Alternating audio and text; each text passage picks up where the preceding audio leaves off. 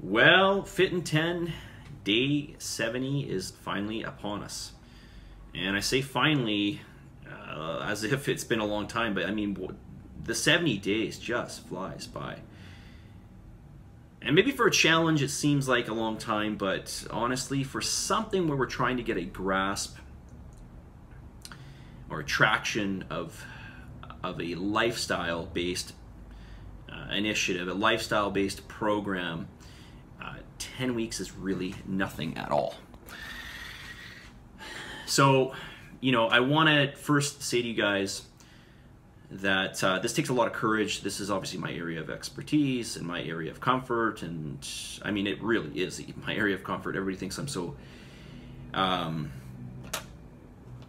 you know, disciplined in what I do and everything, but really this is what I like to do, and this is who I am. So, but for you guys, I know that it's been a big change, and maybe a huge change, and perhaps for some of you an astronomical change. And I can't possibly imagine how hard it has been for you to do it. But of course, I don't want you to make excuses for yourself. And maybe that's a little bit too late to say that now. But I do want to say I commend you guys for taking on such a huge task. I mean, this is not like I'm just saying work out 3 times per week and watch what you eat, right? It's much more than that. So kudos to you. Of course, I'm really looking forward to doing the final scan and seeing how y'all did. Now, let's get down to more of your questions, because there's a lot, and I'm going to just try to get through these as much as I can. And a lot of these questions are good. And one question I saw, I peeked through, and it's going to be, well, I could make a video that's half an hour long, at least on that. All right. So first question here is, why does a program run a 2-day split instead of a full body workout? What are the benefits of a split routine? Okay, so with a split routine, obviously we're gonna get a little more recovery, obviously.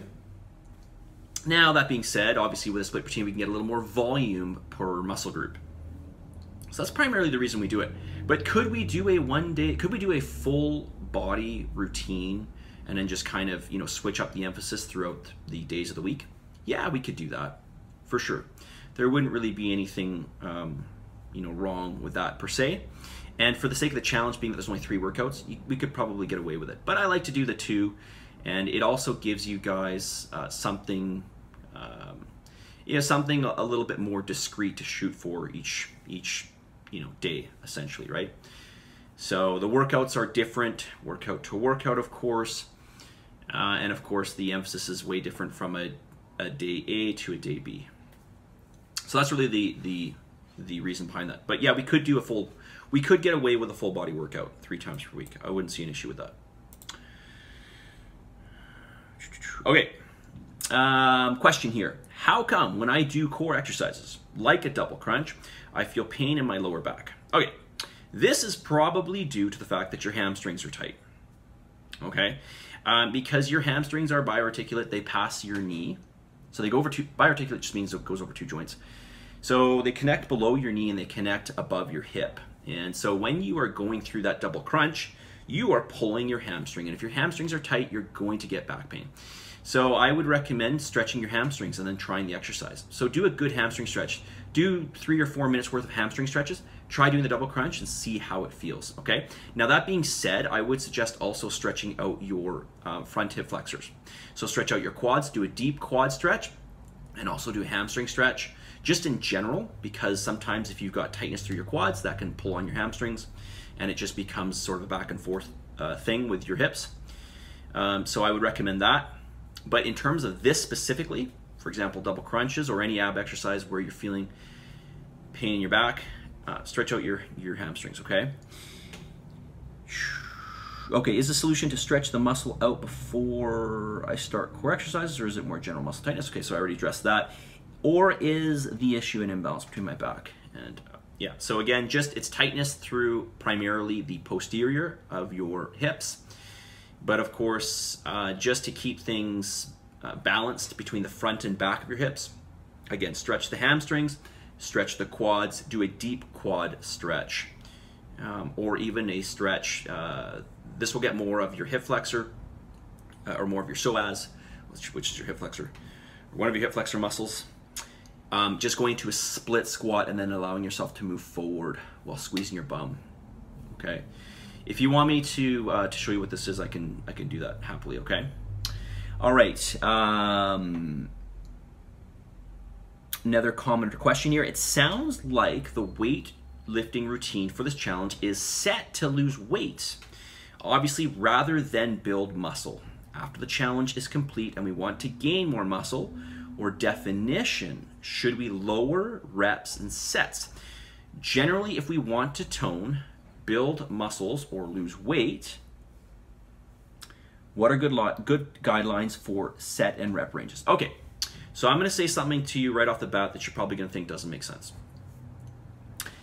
The rep range that we do for training right now are more of a hypertrophic range, so that's a muscle building range. Obviously, we want to do everything to maintain, or if not build some muscle mass. This is going to be very conducive to keeping weight off. Where the difference lies is in your caloric consumption. So I'm going to say that again. Where the difference lies is in your caloric consumption. So you could take both programs. I put you in a slightly caloric surplus, and you're going to gain more muscle. You're going because we're providing more. We're providing a surplus of those raw materials. So when we're thinking about the body always going through, and every tissue is doing this, every tissue is going through, it's building up and it's breaking down, it's building up and it's breaking down. Okay, this is the ongoing thing. But with muscle tissue specifically, we can get more of a breakdown or we can get more of a buildup. Now, part of this is the stimulus that we provide through weight training, which we do, which you're doing. But more of this is associated with, or I shouldn't say more of it, but a lot of it is associated with the calories, having enough protein, and then in addition to that, calories. So why do we do this type of program where we're trying to lose weight? Well, because we want to maintain, if we can build some muscle, that's going to be awesome. But let me be more specific here. We're trying to lose body fat, not body weight. If we just want to lose body weight that we just don't need, right? So we want to maintain that lean muscle tissue, right? Because this is going to help us with long-term fat loss, and of course, this is going to give us some tissue that's in our favor, right? I mean, it's only as we go through life that we lose muscle tissue, we lose bone density. We essentially decline in our ability to stand upright and to be more resilient in terms of movement with weight. Okay, so you know there's a whole host of factors why we could weight train. I really should do a video on this. I normally do, but I didn't do it this challenge. But you can think of the weight training, just to sort of summarize here, you can think of the weight training can do both things, okay? When you are in a calorie deficit, which you are in this challenge, you are more apt to lose muscle mass. So I'm going to say that again. When you're in a calorie deficit, you are more apt to lose muscle mass. This is why we have a hypertrophic weight training program in here, is to try to keep the muscle on as much as we can. But the reality is that we're in a deficit. You know, you're not going to lose some muscle because, you know, this is all relative. If I were to do something like this, I might lose some muscle mass because I'm at the extreme end. But for you guys who don't have a large repertoire of training and diet behind you, everything that we're doing right now is sort of helping you to add some muscle mass, okay? Or at least it should. But everything is relative, okay? So, you know, if you came into this program with already years and years of really consistent weight training and surpluses of calories, and then you went into what we're doing right now, you know, you might lose a bit of muscle. We try to maintain it, okay? So for the sake of this challenge, we're trying to maintain, if not build some muscle tissue. For a lot of you, again, if you haven't had weight training and you haven't really been consistent with your calories, you might just find that because the diet is a little more protein based, and we're not making a huge deficit in terms of calories, plus we do the weight training, you will put on some muscle mass. Because relatively speaking, all of that is new to you. Okay, the stimulus is new, and the type of eating is, you know, it's I don't want to say it's new because I'm sure you've eaten these foods before, but it's more consistent, okay? So again, with the hypertrophic, so whether I have clients that are trying to lose weight or gain weight, hypertrophic training would be really the way to go, okay?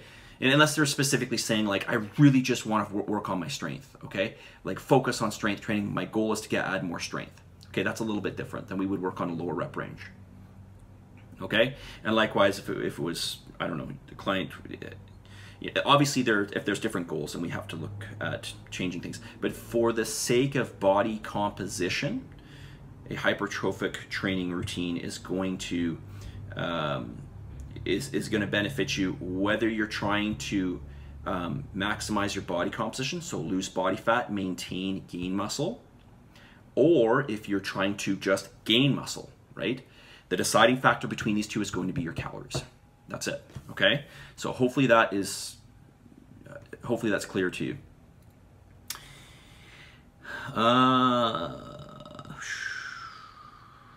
Okay, generally, if we want to tone, build muscle, or lose weight, what are good lines separate? Yeah, okay, so toning.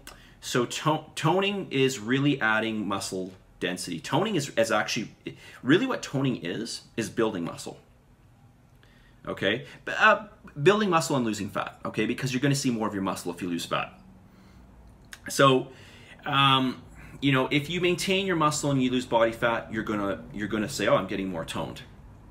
If you maintain your fat levels and you gain muscle, you're gonna say, I'm getting more toned, because it's all about the ratio of muscle to fat. Okay, that's essentially what toning is. When you want to increase your tone, you're improving the ratio of muscle to fat. That's what you're doing. So you're either adding muscle and keeping fat the same, or you're keeping muscle the same and losing fat, or maybe you're losing fat and gaining muscle. That's a hard one. That only happens in the beginning of training. Okay. All right. Oh my God, 12 minutes. Oh geez. Okay, it's gonna be a long one, guys. You may want to just, you know, you can break this up over several days if you want.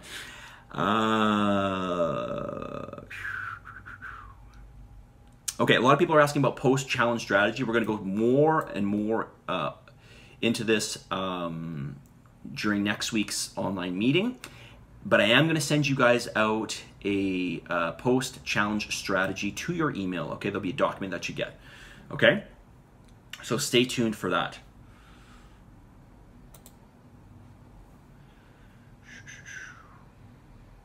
What would you recommend after the challenge? Okay, yeah, yes. Okay, okay, so I just want to read this person's additional comments or questions. I didn't make my 30% fat loss, but I'm grateful for the positives. Of course, we haven't done your scan yet, but so we don't know quite yet how well you did. I feel stronger and actually have less aches and pains in my joints. Very good. My resting heart rate dropped a couple of points to 48 beats per minute. Wow, you got a low resting heart rate. My eating habits have changed for the better. This is great. There are things that your challenge have given me, and for that, you and Martina have my deepest gratitude. Thank you very much. Thank you. All right, last one here. I would like to improve my stretching after workouts. I find that there are no classes. I find that now that there are no classes, I forget to stretch. Specifically lower body, my calves are so sore from the last 2 days. Okay, yeah, I mean, stretching is not really going to change the amount of soreness. That's usually dictated just by the amount of muscle, of the amount of metabolic byproducts that build up in the muscle from doing the workout. That's usually the soreness that you're going to feel. But the tightness, yes, it can help with the tightness. And so you can stretch even the next day and your calves will feel better.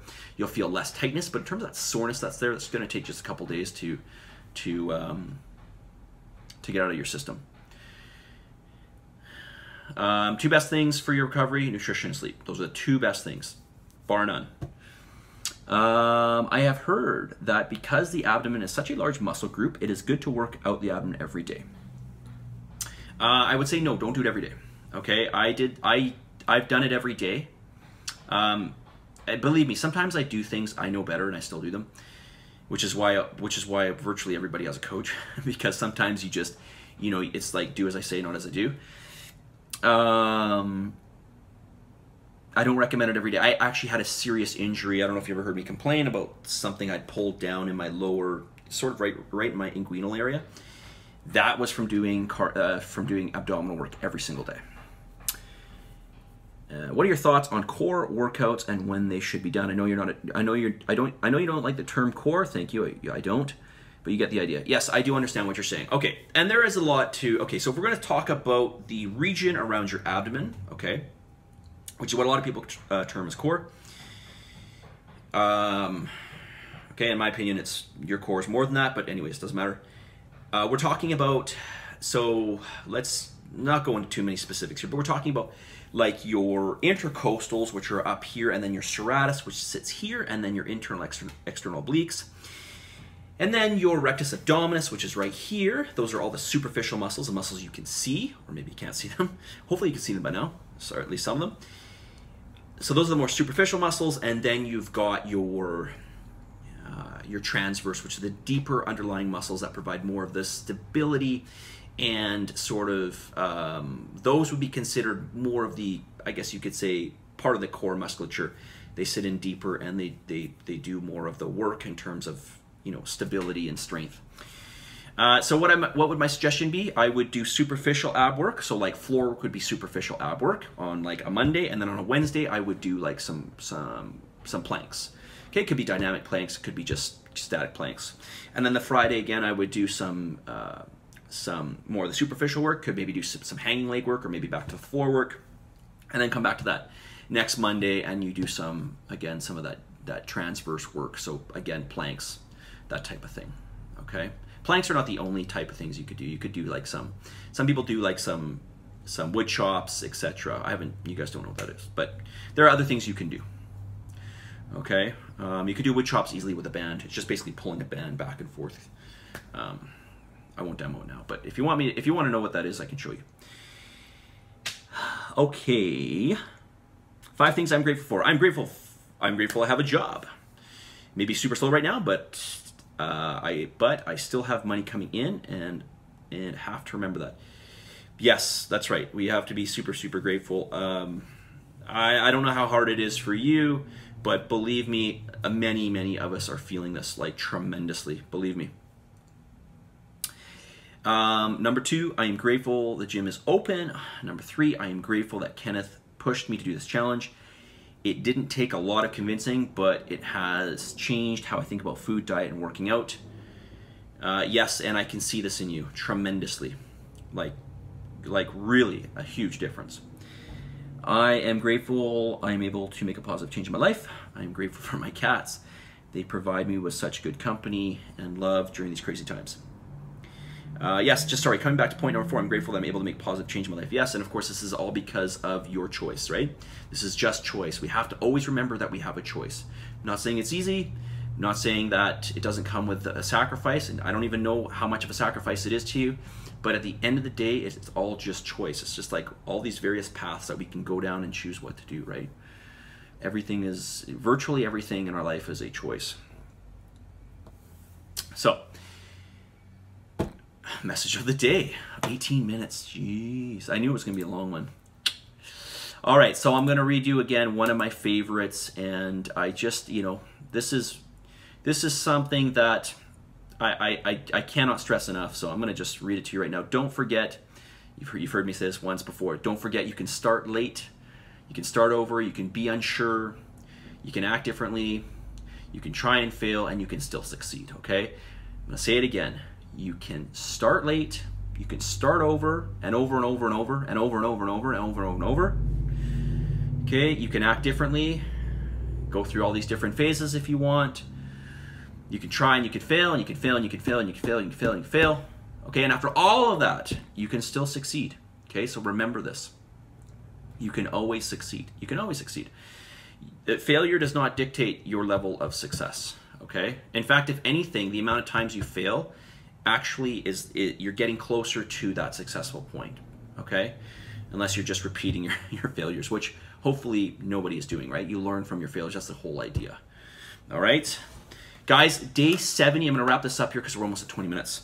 Day 70, what can I say? Unfortunately, I know these last 3 weeks we didn't get to do the classes. Super sucks, but I'm really looking forward to seeing your scan results and seeing how well you did. This might just be, I mean, it really was, up until the 7th week, the best, I don't want to say the best group, but I will say the group, not that you guys aren't the best. It's really hard for me to define the best group, but the group that maybe achieved the best results. That's what I'm trying to say. So we'll see. All right, guys, positive energy, positive vibes, believe in yourself, and as always, give daily gratitude. Also, one other thing I want to say, just remember, keep it reasonable and consistent. Reasonable and consistent. Reasonable and consistent. I'll say it one more time. Reasonable and, or maybe I should say, but consistent, right? All right, that's all. I'll see you guys in the next couple days, and your post-challenge strategy is coming up, okay? We'll talk to you soon. See you guys.